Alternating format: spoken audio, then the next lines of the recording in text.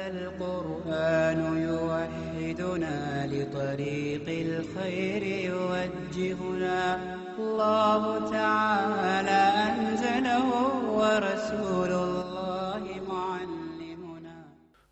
الحمد لله رب العالمين والصلاة والسلام على رسوله محمد وعلى آله وأصحابه أجمعين أما بعد فأعوذ بالله السميع العليم من الشيطان الرجيم بسم الله الرحمن الرحيم.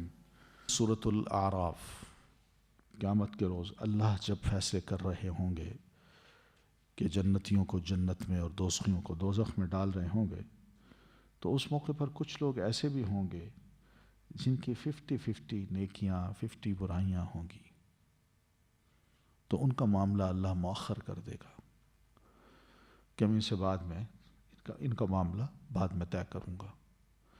تو ان کو جس مقام پہ بھیجا جائے گا اس کا نام ہے اعراف، کیونکہ وہ اب نہ جنت میں ہوں گے نہ دوزخ میں ہوں گے، وہ اعراف میں ہوں گے. تو اعراف اصل میں جنت اور دوزخ کے درمیان کا ایک مقام ہے. ادھر دیکھیں گے تو جنت ہے، ادھر دیکھیں تو دوزخ ہے. ادھر دیکھیں تو جنت ہی عیش کر رہے ہیں، بڑا دل چاہے گا کہ اللہ ہمیں بھی اس میں داخل کر دے، مہربانی کر. اور ادھر دیکھیں گے تو پناہ مانگیں گے کہ اللہ ہمیں ایسی سزا سے بچا دے. یہ بڑا عجیب سا مرحلہ ہے، یعنی جن کا رزلٹ جو ہے کیا کہتے ہیں لیٹر آن، بعد میں بتائیں گے، اور بندہ لٹک جاتا ہے میرے ساتھ کیا معاملہ ہوگا. تو یہ اعراف، یہ بھی اصل میں میرا یعنی ایک مسلمانوں کو توجہ دلائی ہے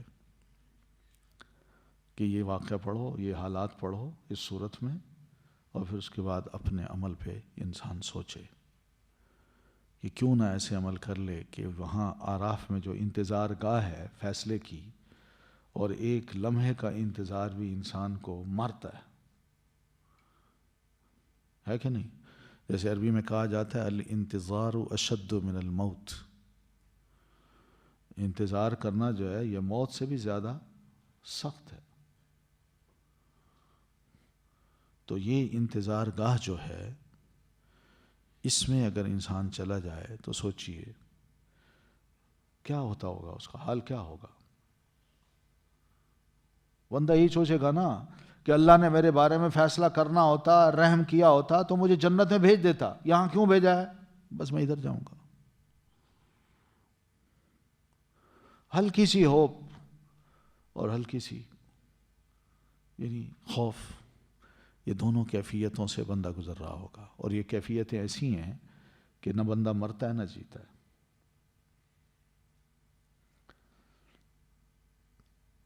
تو شروع ہوتی ہے بسم اللہ الرحمن الرحیم، الف لام میم صاد، یہ حروف مقطعات ہیں. کتاب، یہ کتاب ہے، کتاب یہ کتاب ہے، یعنی جو قرآن مجید حالانکہ پورا نہیں اترا تھا، ابھی تو یہ صورت اتر رہی ہے نا، ابھی تو بہت کچھ اترنا ہے. تو یہاں کتاب سے مراد یعنی کتاب کی آیات ہیں یا کتاب کی صورت ہے.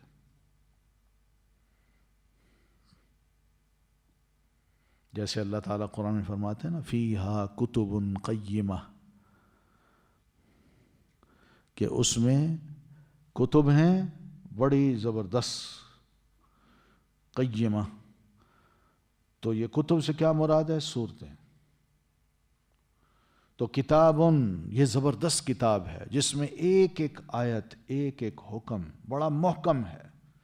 محکم کا مطلب ناقابل تغیر ہے، اس کو کوئی اب تبدیل نہیں کر سکتا. جو کہا گیا یہ اٹل ہے. اور کتاب اس سے مراد ایک یہ بھی ہے کہ اس میں ہر شے ان ڈیٹیل ہے. ان ڈیٹیل سے مراد اللہ نے نکھار کے رکھ دیا ہے کہ صحیح کیا غلط کیا ہے، جائز کیا ناجائز کیا ہے، حرام کیا حلال کیا ہے. کتاب انزل الیک، نازل کی گئی ہے طرف آپ کے، یعنی آپ کی طرف یہ نازل کی گئی ہے اللہ کے رسول، آپ نے نہیں بنائی. اور جب یہ انزل الیک نازل کی گئی ہے آپ کی طرف تو آدمی یہ سوچتا ہے کس نے نازل کی ہوگی. سوال خود بخود ذہن میں آتا ہے، تو ایک انداز ہوتا ہے عربی زبان کا جو بہت مؤثر انداز ہے کہ جس سے سننے والا سمجھ جاتا ہے کہ بھئی اس کی اپنی بنائی نہیں ہے، بلکہ اللہ اس بات کی ضمانت دے رہا ہے کہ کتاب آپ پر اتارنے والا میں ہوں۔ فلا یکن فی صدرک، پس نہ ہو آپ کے سینے میں حرجن، کوئی تنگی، منہ اس سے، لتنذر بہ، تاکہ آپ ڈرائیں ساتھ اس کے، یعنی اس کو پہنچانے میں اور اس سے وارن کرنے میں آپ کے دل کے اندر کسی قسم کی کوئی تنگی نہ آنے پائے۔ تنگی سے کیا مراد ہے؟ تنگی سے مراد یہ ہے کہ یہ بڑا زبردست کلام ہے، اگر میں نے اپنی قوم کو سنایا تو لوگ تو مخالف ہو جائیں گے، لوگ تو مجھے مار ڈالیں گے۔ یہ تو سیدھی سیدھی بات کرتا ہے، یہ تو بغیر کسی لحاظ کے اللہ کی وحدانیت کا اعلان کرتا ہے اور غیر اللہ کا انکار کرتا ہے، تو انسان پریشان ہوتا ہے۔ تو اس وجہ سے آپ کو فرمایا کہ اللہ کے رسول آپ کے سینے میں کسی قسم کی تنگی نہ آنے پائے۔ اور پھر کبھی تنگی یہ بھی ہو سکتی ہے کہ شاید کوئی شک ہو آپ کو کہ پتہ نہیں اللہ کی طرف سے یہ قرآن نازل ہو رہا ہے میرے دل میں یا کوئی اور اتار رہا ہے، تو اس کا بھی کہہ دیا فلا یکن فی صدرک حرج منہ، اللہ کے رسول آپ کے سینے میں کوئی تنگی اس کی طرف سے نہیں آنی چاہیے، کسی قسم کا کوئی شبہ نہیں آنا چاہیے، لتنذر بہ، تاکہ آپ ڈرائیں ساتھ اس کے، کہ اس کے پہنچانے میں، اس ڈرانے میں آپ کہیں دل میں تنگی محسوس کریں اور اس کو نہ پہنچائیں۔ تو پھر کیا ہے؟ یہ قابل تعریف ہستی کی طرف سے یہ اللہ یہ کلام ہے جو آپ پر نازل کیا گیا ہے، وَذِكْرَى لِلْمُؤْمِنِينَ، اور ایک نصیحت ہے ایمان لانے والوں کے لیے۔ اہل ایمان جب اس کو پڑھیں گے تو ان کو بہت سی باتیں یاد دلائی جائیں گی۔ نصیحت کا مطلب، ذکرہ کا مطلب یاد دہانی کی کتاب ہے۔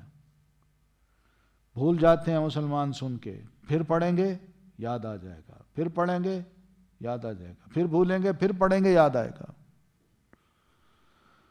اتبعوا، پیروی کرو، ما، اس کی جو انزل، نازل کیا گیا، الیکم، طرف تمہارے، من ربکم، تمہارے رب کی طرف سے۔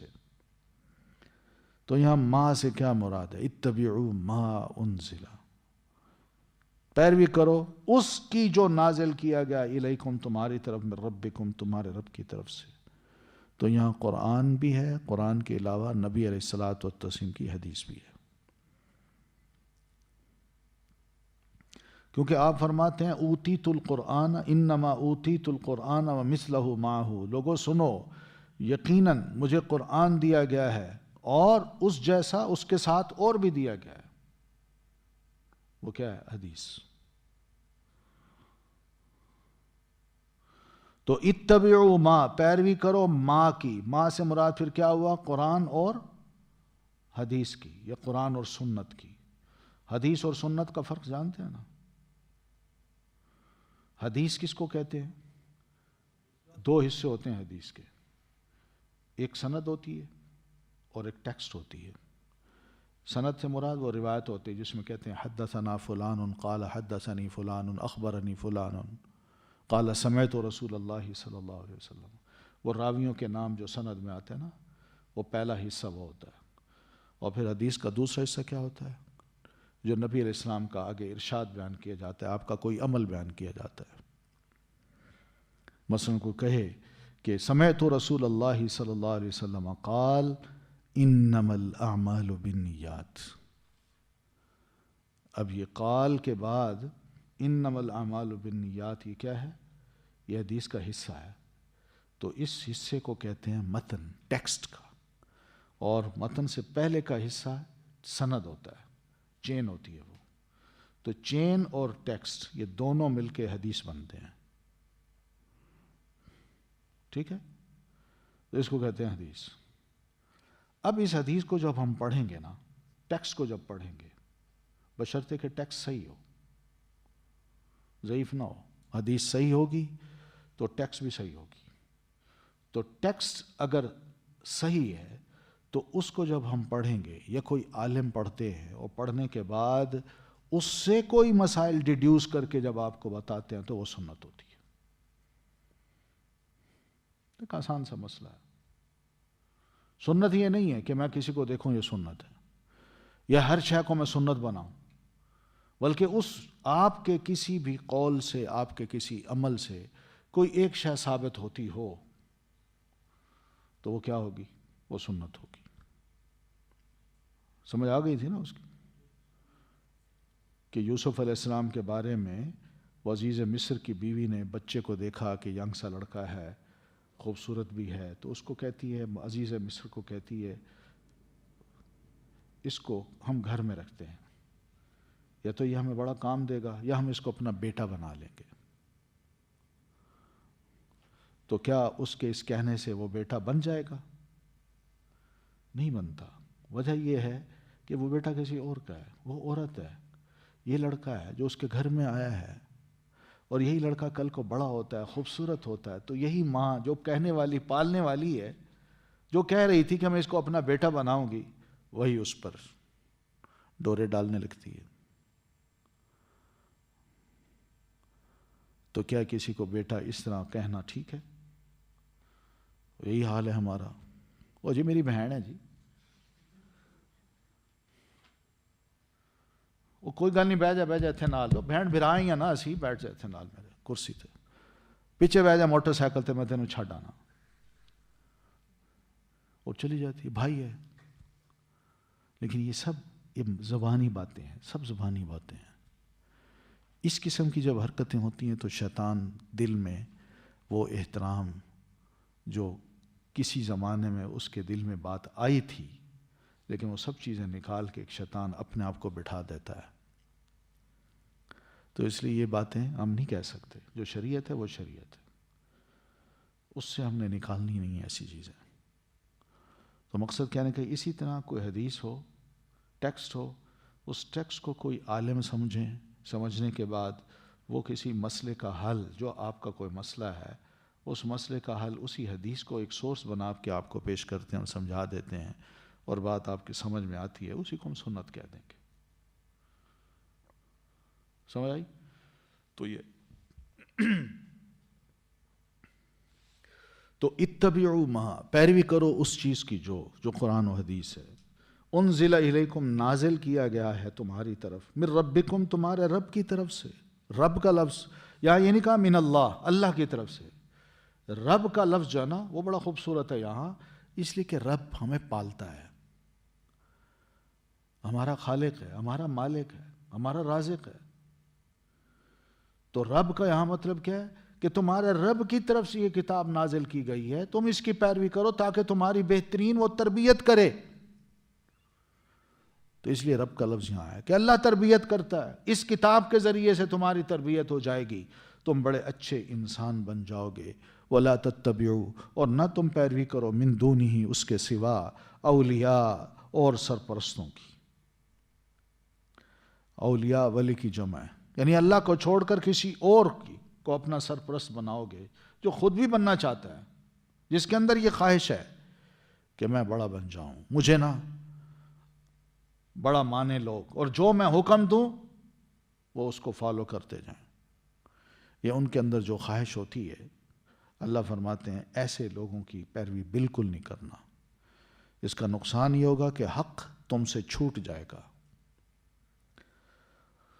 اور پھر تم ان جیسے ہو جاؤ گے جو گمراہ لوگ ہوتے ہیں.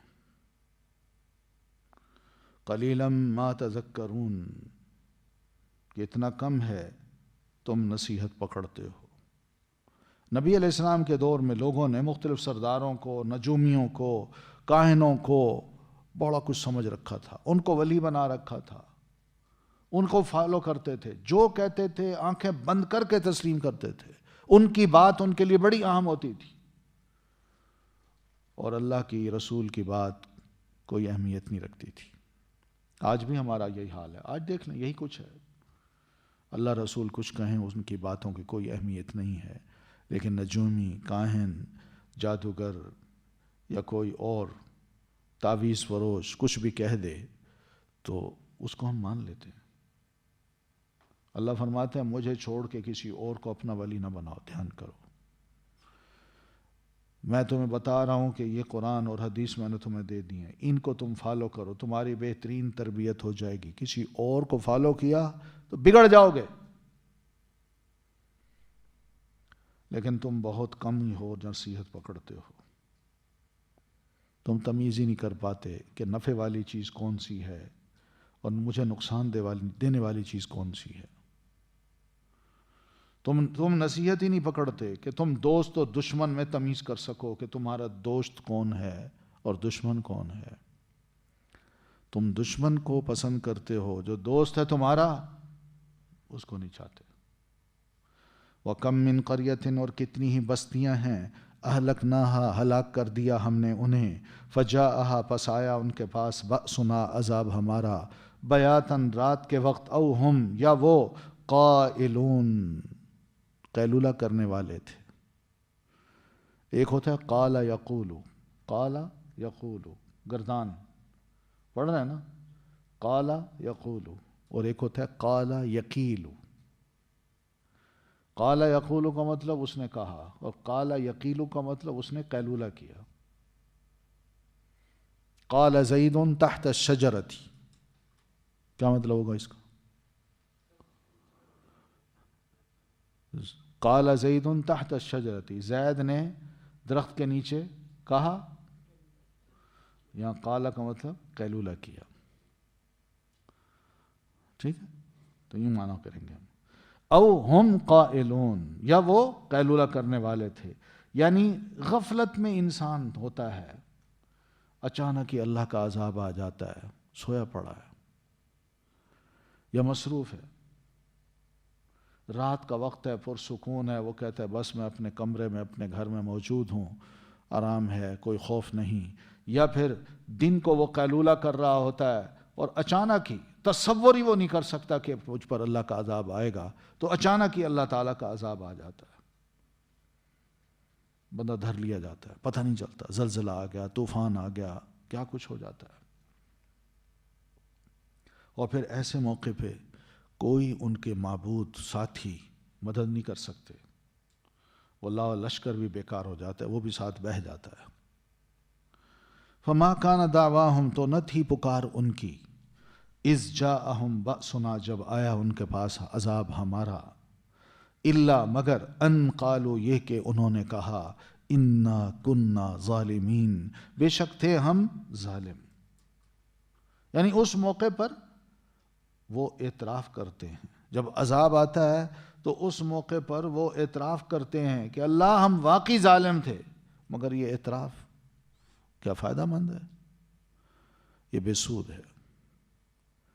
جب انسان چنگا بھلا ہوتا ہے، ٹھیک ٹھاک ہوتا ہے، حالات ٹھیک ہوتے ہیں، اس وقت اس کو کہا جائے تو مانتا نہیں ہے. اور جب موت کو دیکھتا ہے کہ اب میں پھنس گیا ہوں، عذاب آ گیا، ہل نہیں سکتا، کچھ نہیں کر سکتا، کوئی میری مدد کو نہیں آ سکتا، تو اس وقت کہتا ہے انا کننا ظالمین، یا اللہ میں واقعی بڑا ظالم تھا، مجھے معاف کر دے. تو یہ کہنا اس کا بالکل بے سود ہے، کوئی فائدہ نہیں دے گا اس وقت. فَلَنَسْأَلَنَّ الَّذِينَ، پس ہم البتہ ہم ضرور سوال کریں گے، الَّذِينَ، ان لوگوں سے، ارسلا، بھیجے گئے رسول، الیہم، طرف جن کے،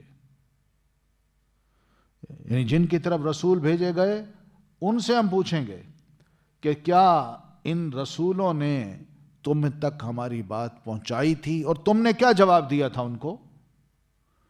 وَلَنَسْأَلَنَّ الْمُرْسَلِينَ، اور البتہ ہم ضرور سوال کریں گے رسولوں سے، ان سے بھی پوچھیں گے آمنے سامنے کھڑا کر کے، یہ قوم نے کیا جواب دیا تھا، تم نے ہماری بات ان تک پہنچائی تھی، انہوں نے کیا کہا تھا.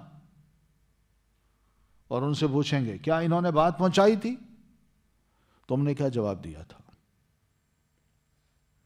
فَلَنَقُصَّنَّ، پھر البتہ ہم ضرور بیان کریں گے، علیہم، ان پر، بعلم، علم کے ساتھ، یعنی دونوں کو اپنے علم کے ساتھ ہم بتائیں گے کہ کون قصوروار ہے اور کون قصوروار نہیں. آج کون معاف ہو سکتا ہے، اللہ کی رحمت کا مستحق ہو سکتا ہے جس کو جنت میں داخل کیا جائے، اور کون اللہ کی سزا کا مستحق ہو سکتا ہے کہ جس کو جہنم میں ڈالا جائے؟ اور یہ سارے کام، سب غلطیاں، سب خوبیاں ہم علم کی بنیاد پہ کریں گے، اس لیے کہ ہمیں پتہ تھا کہ انہوں نے اپنی قوم کے ساتھ یا رسول نے اپنی قوم کے ساتھ کیا کچھ کیا، ہم سب جانتے تھے۔ وَمَا كُنَّا غَائِبِينَ، اور نہیں تھے ہم غائب۔ جیسے دوسرے مقام پہ اللہ فرماتے ہیں نا، احصاہ اللہ ونسوہ، اللہ نے ان کے ایک ایک عمل کو گن گن کے رکھا ہوا ہے، جبکہ یہ خود اپنے اعمال کو بھول چکے۔ تو اس لیے اللہ فرماتے ہیں میں غائب نہیں تھا جب یہ عمل کر رہے تھے، جب یہ رسولوں کو جواب دے رہے تھے، اس کی مخالفت کر رہے تھے، اور میں اس وقت ہی موجود تھا جب رسول ان کو پکار پکار کے کہہ رہا تھا کہ لوگو ادھر آؤ، مانو میری بات، لیکن کسی نے کان نہیں دھرے۔ تو ہم علم کی بنیاد پہ ان سب کو بتائیں گے، اور کوئی بندہ بھی اپنے ہمارے اس علم کو نہ نہیں کر سکے گا۔ والوزن یومئذ الحق، اور وزن اس دن حق ہوگا، یعنی اعمال کی جزا جو ہم دیں گے تو اس کی بنیاد پہ، عدل و انصاف کی بنیاد پہ یہ ساری جزا ہوگی، اور یہی وہ دن ہوگا کہ جس میں ہر ایک کے اعمال کا وزن کیا جائے گا اور برحق کیا جائے گا، انصاف کے ساتھ کیا جائے گا، اور اس کو اس کے مطابق جزا یا سزا دی جائے گی۔ فمن ثقلت، تو جو کوئی ثقلت بھاری ہوئے، موازینہ میزان اس کے یعنی ترازو اس کے، فاولئک ہم، تو یہی لوگ ہیں وہ، المفلحون جو فلاح پانے والے ہیں، یعنی جن کی نیکیوں سے ان کے میزان بوجھل ہو گئے یہ تو کامیاب ہو جائیں گے۔ ومن خفت، اور جو کوئی ہلکے ہوئے، موازینہ میزان یا ترازو اس کے، فاولئک تو یہی لوگ ہیں، الذین وہ جنہوں نے، خسروا خسارے میں ڈالا، انفسہم اپنے نفسوں کو، بما بوجہ اس کے جو، کانو تھے وہ، بآیاتنا ہماری آیات کے ساتھ، یظلمون وہ ظلم کرتے۔ ہاں، جن کے اعمال برائیوں والے ہوں گے، یعنی ان کی برائیاں زیادہ ہوں گی اور نیکیاں کم ہوں گی، اور برائیوں کا پلڑا بھاری ہوگا اور نیکیوں کا پلڑا ہلکا ہوگا۔ ومن خفت موازینہ، یہ مطلب ہے اس کا، یعنی برائیوں کا پلڑا بھاری اور نیکیوں کا پلڑا ہلکا۔ ومن خفت موازینہ، اور جس کے ہلکے ہوئے میزان۔ ٹھیک ہے نا، سمجھ آ گئی نا؟ یہاں مراد کیا ہے؟ نیکیوں کا پلڑا جس کا ہلکا ہوگا، مراد یہ ہے کہ گناہ زیادہ ہوں گے۔ فَأُولَئِكَ الَّذِينَ، تو یہی لوگ ہیں وہ جنہوں نے خسارے میں ڈالا اپنے نفسوں کو،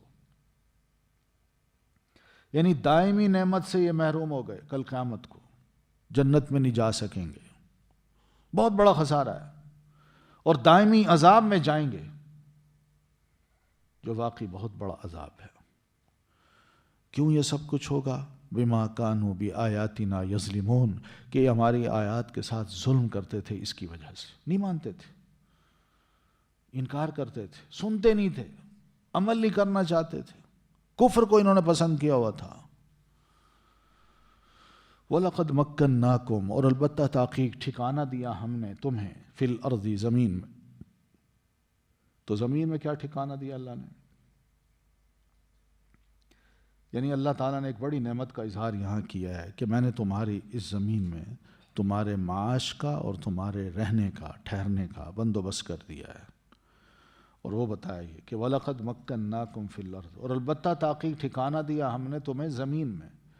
کیا مطلب؟ تم یہاں گھر بناتے ہو، اس میں رہتے ہو، کھیتی باڑیاں کرتے ہو، بہت کچھ اگاتے ہو، تمہیں بہت کچھ مل جاتا ہے، پھر تم کاروبار کرتے ہو،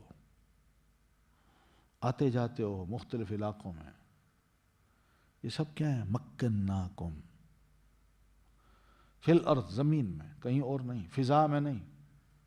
وجعلنا لکم، اور بنائے ہم نے تمہارے لیے، فیہا اس زمین میں، معائش زندگی کے سامان۔ معائش کس کی جمع ہے؟ معیشت کی، جس کو آج کل ہم اپنی زبان میں کہتے ہیں روزی، روزیاں۔ تو کیا اس میں اللہ تعالیٰ نے اس زمین میں کیا کچھ ہمارے لیے روزیاں مقرر کر رکھی ہیں یا بنا رکھی ہیں؟ آپ دیکھ لیں زمین ہی ہے جس سے سب کچھ نکلتا ہے، درخت ہیں، نباتات ہیں، اور نباتات میں سبزیاں، پھل، دانے، بہت کچھ. پھر اسی طرح زمین کے اندر بے شمار معدنیات اللہ تعالیٰ نے رکھی ہیں، مائنز ہیں یہاں، اس سے ہم بہت کچھ نکالتے ہیں، بڑا بزنس ہوتا ہے. پھر اسی طرح یہی چیزیں نکال کے ایک صنعت جو ہے نا، صنعت وہ پروموٹ ہوتی ہے، وہ خوب پھیلتی ہے کہ لوگ چیزیں بناتے ہیں، فیکٹریاں لگتی ہیں، وہ چیزیں وہاں آتی ہیں، زمین سے نکلی معدنیات جو ہے نا وہ وہاں پہنچتی ہیں، وہ ان کو صاف کرتے ہیں، صاف کرنے کے بعد وہ چیز فیکٹری کی مشینوں میں جاتی ہے اور تیار ہو کے باہر نکلتی ہے. اس طرح کتنے لوگوں کا روزگار لگتا ہے. پھر معاش میں تجارت بھی ہے، یہی کام. ایک فیکٹری جب بنتی، فیکٹری کوئی چیز کو بناتی ہے تو پھر آگے وہ چیزیں پھیل جاتی ہیں مارکیٹ میں اور لوگوں کی بہت تجارت شروع ہو جاتی ہے.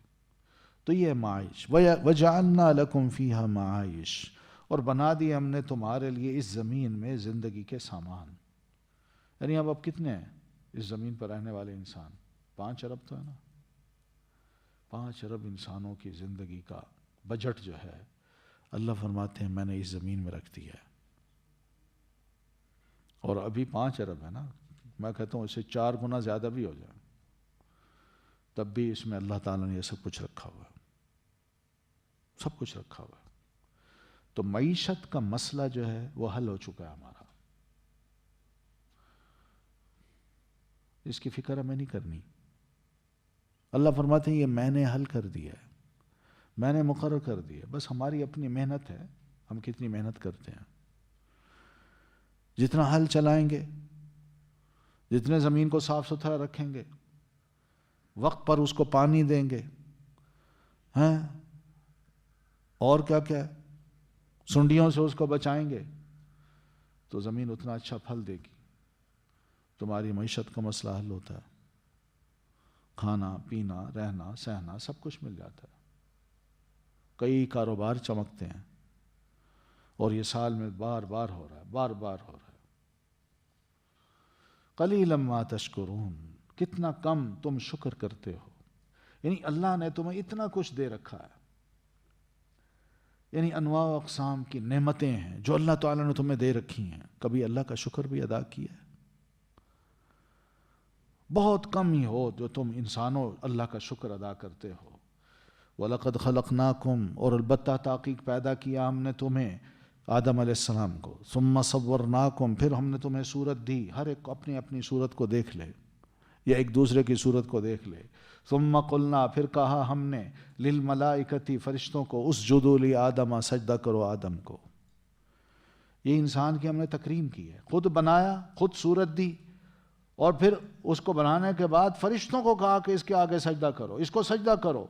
فسجدوا الا ابلیس، تو سجدہ کیا سوائے ابلیس کے، یعنی سب فرشتوں نے کر دیا، ابلیس نے نہ کیا. لم یکن من الساجدین، نہیں تھا وہ سجدہ کرنے والوں میں سے. تو قال، اللہ نے فرمایا، ما منعک، کس چیز نے روکا تجھے، اللہ تسجد، کہ تو نہ سجدہ کرے، اذ امرتک، جب کہ حکم دیا تھا میں نے تمہیں. سمجھ آ گئی نا؟ اب بات سمجھ آ گئی. یہاں وہ پہلے پارے میں ہم پڑھتے ہیں تو وہاں یہ لکھا ہوا ہے کہ اللہ نے حکم دیا فرشتوں کو اور سب نے کیا، ابلیس نے نہ کیا. پھر ذہن میں یہ سوال آتا ہے ابلیس تو جن میں تھا، حکم تو اللہ نے فرشتوں کو دیا تھا، تو یہ بیچ میں کیسے آ گیا؟ تو اس کا جواب یہ آیت ہے. اس آیت کی وضاحت یہ آیت کرتی ہے. اللہ فرماتے ہیں اذ امرتک، جب میں نے تمہیں حکم دیا تھا. تو اللہ نے اس کو حکم دیا تھا کہ تم بھی سجدہ کرو. سمجھ آئی؟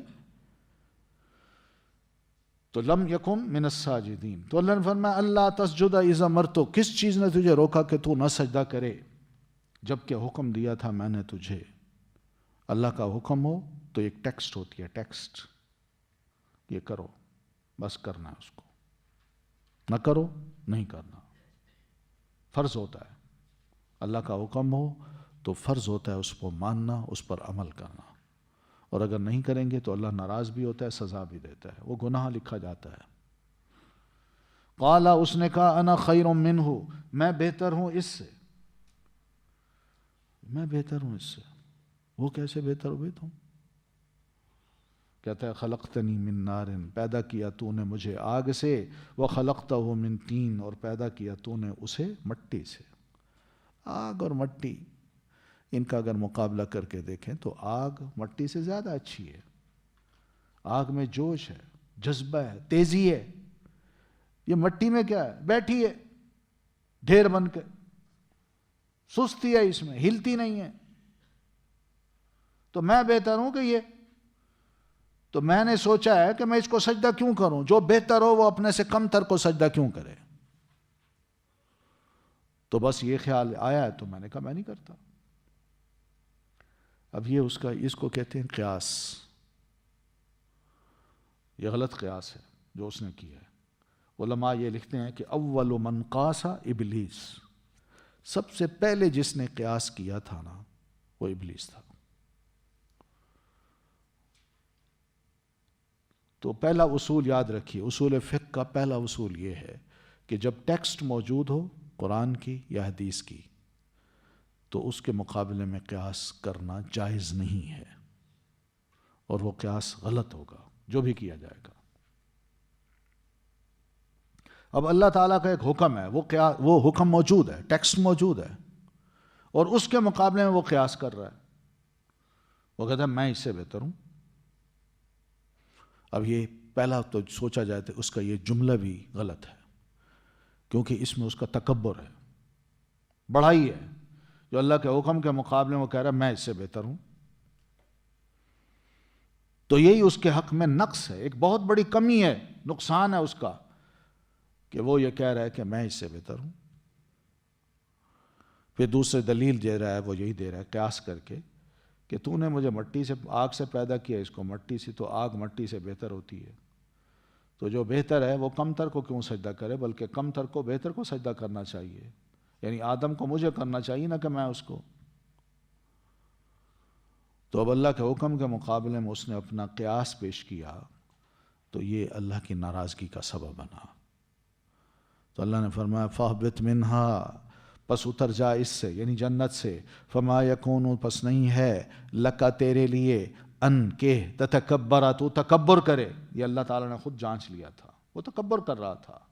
فیہا، اس میں، یعنی ہمارے ماحول میں پاک اور طیب قسم کی ہستیاں رہ سکتی ہیں، تجھ جیسے متکبر انسان کا یہاں رہنا، اس جنت میں رہنا، یہ ٹھیک نہیں ہے، تم اس کے لائق نہیں ہو۔ فما یکون لکا، نہیں ہے لائق تیرے لیے کہ انت تکبر فیہا، کہ تو تکبر کرے اس میں۔ فخرج، پس نکل جا، انک من الصاغرین، بے شک تو ذلیل ہونے والوں میں سے ہے۔ اللہ کو اس نے ناراض کیا تو اللہ تعالیٰ نے یہ فرما دیا نکل جا یہاں سے۔ اور جب نکالا جاتا ہے تو کیا مطلب ہوتا ہے؟ میں سخت ناراض ہوں۔ اب کسی بڑی ہستی کو انسان سخت ناراض ہوتے دیکھتا ہے تو اپنی غلطی کا اعتراف کر لیتا ہے کہ اللہ مجھے معاف کر دے، شیطان تھا، وہ اللہ تھا۔ تو یہ کہتا کہ باقی میری غلطی ہے، میں نے غلط بات کی ہے، مجھے نہیں کرنی چاہیے تھی، کہتا ہے اللہ معاف کر دے۔ نہیں، اس نے یہ نہیں کہا، وہ اکڑتا ہے، تکبر ہے نا اس میں، تو وہ اکڑتا ہے مزید، اور اس اکڑ کے پیچھے اس کی ایک مایوسی بھی ہے۔ مایوسی یہ ہے کہ اب اللہ نے مجھے اپنی رحمت سے دور کر دیا ہے۔ تو کہتا ہے فَأَنذِرْنِي إِلَىٰ يَوْمِ يُبْعَثُونَ، اس نے کہا مہلت دے مجھے اس دن تک جب وہ اٹھائے جائیں گے، یعنی قیامت کے دن تک۔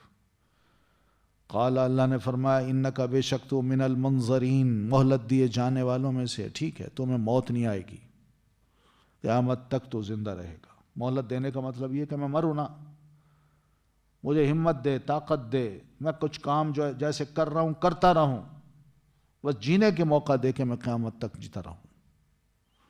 تو اللہ نے فرمایا ٹھیک ہے، میں تمہیں مہلت دیتا ہوں۔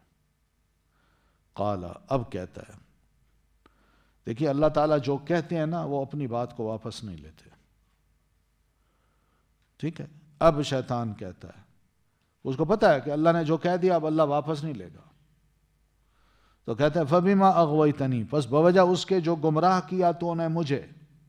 اب الزام اللہ کو دے رہا ہے کہ تو نے مجھے گمراہ کیا. کم بخت، گمراہی کہاں تھی؟ اللہ نے تو تمہیں کہا تھا کر لو سجدہ، تم نے کہا میں نہیں کرتا، تو اکڑ گیا. تو کون سی گمراہی ہے؟ آج ہماری حالت یہ ہے کہ ہم غلطیاں کرتے ہیں، کہتے ہیں اللہ تعالیٰ نے چاہا ہے تو میں نے کی ہے نا، اللہ چاہتا تو میں ایسا نہ کرتا. اب وہ بھی یہی کہہ رہا ہے فَبِمَا أَغْوَيْتَنِي، پس بوجہ اس کے جو گمراہ کیا تو نے مجھے، لَأَقْعُدَنَّ، تو اب اس کے بدلے میں ضرور بیٹھوں گا، لَهُمْ، ان کے لیے، صِرَاطَكَ الْمُسْتَقِيمِ، تیرے سیدھے راستے پر. تیرے جو سیدھا راستہ بتایا ہوگا نا، میں وہاں بیٹھوں گا، ان کو اس سیدھے راستے پہ چلنے نہیں دوں گا، میں روکوں گا. بیٹھنے کا مطلب یہی ہے. کیا مقصد ہے اس کا؟ کہ جو تیری راہ پہ چل رہا ہوگا میں اس راستے پہ بیٹھ کے اس کو ورغلاؤں گا، اس کو کھینچوں گا، اس کے لیے ماحول کو پرکشش بناؤں گا، اسے کہوں گا مت نماز پڑھنے جا، ادھر آ، بیٹھ جا، ابھی اور سو جا، پھر پڑھ لینا، بہت تیرے سیدھے راستے پہ میں بیٹھ جاؤں گا. کہ حلال کا مال ہے، ٹھیک ہے، تھوڑا سا یہ بھی لے لے، اس لیے کہ یہ موقع ہے، پتہ نہیں بعد میں موقع ملے کہ نہ ملے، زندگی بن جائے گی اس رشوت سے. تو یہ ہے اس کا سیدھے راستے پر بیٹھنا، اور حضرت انسان کو بیٹھ کے اپنی طرف کھینچنا. ثم لآتینہم، پھر البتہ میں ضرور آؤں گا ان کے پاس. مراد یہ کہ حملہ آور ہوں گا، من بین ایدیہم، ان کے سامنے سے. بس ان کی آنکھیں اٹھیں گی، شیطان میرا سامنے کھڑا ہوگا، وہ دیکھتا ہی رہ جائے گا. کیا خوبصورت ہے، کیا زبردست چیز ہے. دل چاہتا ہے کہ میں یہ لے لوں، خرید لوں اس کو، پیسے نہیں ہیں، کہاں سے لاؤں؟ اچھا ٹھیک ہے، آ گئی ہے بات، کہاں سے میں نے پیسے لینے ہیں؟ وہ سارے آگے پیچھے آ کے نا، وَمِن خَلْفِهِمْ، اور ان کے پیچھے سے. کہیں جا رہا ہوگا تو اس کے قدم لڑکھڑوا دو، بھائی ادھر نہ جاؤ، ڈر جاؤ، کہیں خدا نہ کرے مر نہ جاؤ، واپس آؤ، اور زیادہ آگے مت بڑھو. آگے بڑھ رہے ہو کہیں ایسا نہ ہو کہ تم دھر لیے جاؤ، پکڑ لیے جاؤ. من خلفہم، اور ان کے پیچھے سے. زیادہ اپنے آپ کو دیندار ثابت کر رہے ہو، پاگل ہو. پتہ ہے آج کل حالات کیا ہیں؟ وعن ایمانہم، اور ان کے دائیں سے، دائیں طرف بھی آؤں گا. وعن شمائلہم، اور ان کے بائیں سے.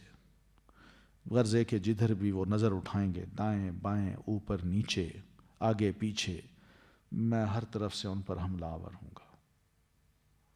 ان کو چین سے نہیں بیٹھنے دوں گا. تیرے بندے نہیں رہیں گے. وَلَا تَجِدُ أَكْثَرَهُمْ شَاكِرِينَ، اور نہ تو پائے گا ان کی اکثریت کو شکر گزار. سب میرے بندے ہوں گے، تیرا شکر ہی نہیں کریں گے. کتنی سچی بات ہے. ویسے کتنی محنت ہے شیطان کی جو اس نے آج کر رکھی ہے. آج کے دور میں سب سے کامیاب کون ہے؟ شیطان ہے، کامیاب ترین مخلوق. قال اخرج، اللہ نے فرمایا نکل جا، منہا، اس جنت سے، مذعوماً، مذمت کیا ہوا، مدحوراً، رحمت سے دور کیا ہوا. یعنی تو اس قسم کے برے ارادے رکھتا ہے؟ تو نے بتا بھی دیا کہ میں یہ کروں گا، اور پھر قسمیں کھا کھا کے کہہ رہے ہو. یہ قابل مذمت کام ہے، اور جو تو کرے گا تو تو خود بھی قابل مذمت ہوا. اس لیے نکل جا، نہ تم پر میری رحمت ہوگی کہ تو کسی طرح اپنے دل میں کبھی افسوس لاؤ اور یہ کہو اللہ تو مجھے معاف کر دے، میں نے غلطیاں کی ہیں. اب رحمت بھی ختم اور دائم مذمت.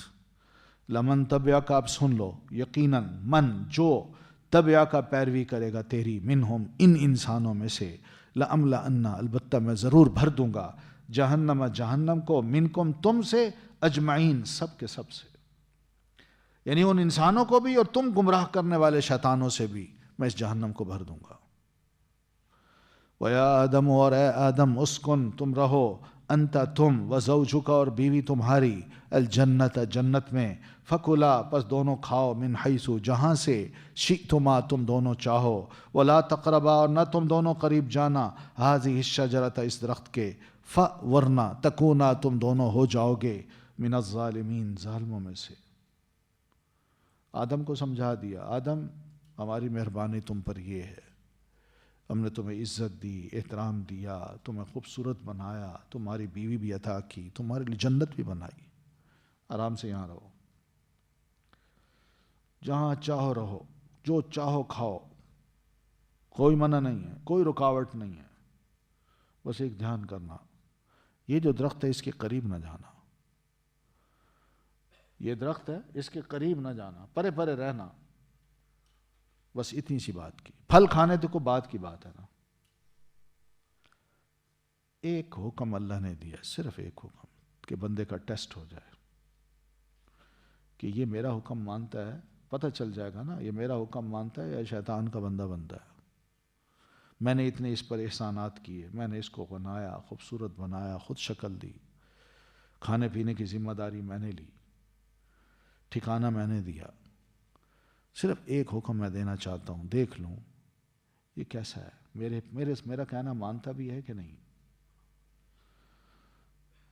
تو کہا وَلَا تَقْرَبَا هَذِهِ الشَّجْرَةَ فَتَكُونَا مِنَ الظَّالِمِينَ فَوَسْوَسَ لَهُمَا الشَّيْطَانُ، پس وسوسہ ڈالا ان دونوں کے لیے، آدم اور حوا کے لیے، الشیطان، شیطان نے، لیبدیا، تاکہ وہ ظاہر کر دے، لہما، ان دونوں کے لیے، ما، جو، ووریا، چھپائی گئی تھیں، عنہما، ان دونوں سے، من سوآتہما، شرم گاہیں ان دونوں کی۔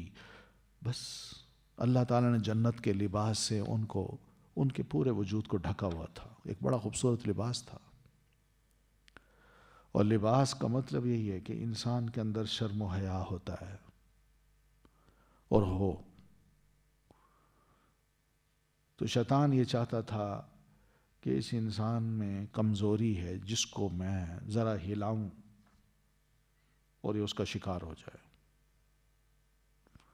اللہ نے تو حکم دیا تھا نا، بنا تو دیا، کمزوریاں تو انسان میں رکھیں، لیکن صرف اتنا حکم دیا بھائی اس کے قریب نہ جانا۔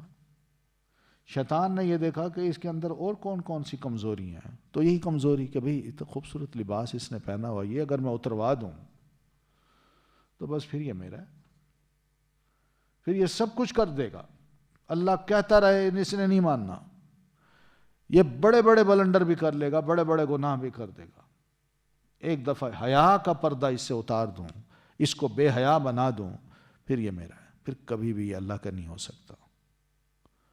تو اس نے آ کے وسوسہ ڈالا، انہوں نے کہا میاں یہ درخت بڑا زبردست ہے، بہترین پھل ہے، شجر سایہ دار ہے، اس کے پھل کا فائدہ یہ ہوتا ہے جو کھاتا ہے اس کو کبھی موت نہیں آتی، ہمیشہ اس کو زندگی ملتی ہے۔ اتنی وسوسہ، اور کیا کہتا ہے، وقال، اور کہا، ما نہاکما، نہیں روکا تم دونوں کو، ربکما، تمہارے رب نے، عن ہذہ الشجرۃ، اس درخت سے، الا، مگر، ان تکونا، کہ تم دونوں ہو جاؤ، ملکین، دو فرشتے، او، یا، تکونا، تم دونوں ہو جاؤ، من الخالدین، ہمیشہ رہنے والوں میں سے۔ درخت کو کھا کے دیکھو تاکہ تم ہمیشہ زندہ رہو، کبھی موت نہ آئے اور اسی باغ میں عیش کرو۔ تمہارے رب نے جو روکا ہے اس کا مطلب صرف یہی ہے کہ کہیں تم فرشتے نہ بن جانا، یا کہیں تمہیں ہمیشہ کی زندگی نصیب نہ ہو جائے۔ نیکی کا دھوکہ یا پھر زندگی کا دھوکہ، موت سے ڈراتا ہے یہ۔ وقاسمہما، اور اس نے قسم کھائی ان دونوں سے، انی لکما، بے شک میں، لکما، تم دونوں کے لیے، لمن الناصحین، البتہ خیر خواہوں میں سے ہوں، اور میں بڑا خیر خواہ ہوں، مجھے پتہ ہے نا، میں تمہیں بتا رہا ہوں یہ چیز ہی ایسی ہے۔ ہو سکتا ہے اس نے یہ بھی کہا ہو میں بھی ہمیشہ کے لیے رہ رہا ہوں زندہ، قیامت تک میری زندگی ہے، اس لیے میں تمہاری خیر خواہی کر رہا ہوں۔ فدلاہما، پس اس نے کھینچ لیا ان دونوں کو، باتیں کر کر کے، وسوسے ڈال کے، قسمیں ڈال کے، بغرور، ساتھ دھوکے کے. تو دھوکے کے ساتھ قسمیں لا لا لا کے نہ ان کو بالکل اپنی ڈھب پہ لے آیا. فلما، پھر جب ذاقا، ان دونوں نے چکھا، الشجرۃ، اس درخت کو، بس فلما، جو ہی وہ چکھتے گئے اس درخت کے پھل کو، بدت، ظاہر ہو گئی، لہما، ان دونوں کے لیے، سوآتہما، شرمگاہیں ان دونوں کی، وطفقا، اور وہ دونوں شروع ہوئے، یخصفانی، وہ دونوں چپکانے لگے، علیہما، اپنے اوپر، من ورق الجنہ، پتوں سے جنت کے پتے اٹھا اٹھا کے اپنے اوپر چپکانے لگے، کسی طرح شرم و حیا باقی رہے ہماری. اب یہ پتے ہی چپکائے جاتے ہیں. جو اس وقت لباس عورتوں کا ہے وہ یہی ہے، پتے چپکاؤ.